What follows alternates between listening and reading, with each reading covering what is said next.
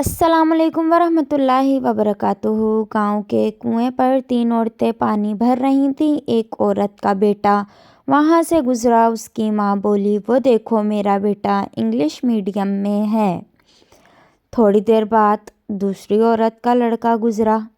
उसकी माँ बोली, वो देखो मेरा बेटा MBBS में है। तीसरी औरत का बेटा वहाँ से गुजरा। दूसरे बेटों की तरह उसने भी अपनी माँ को देखा और माँ के पास आया।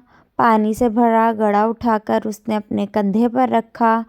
दूसरे से भरी बाल्टी उठाई और माँ से बोला, चल माँ घर चल। उसकी माँ की चेहरे की खुशी देखकर बाकी दोनों औरतों की नज़रें झुक गईं।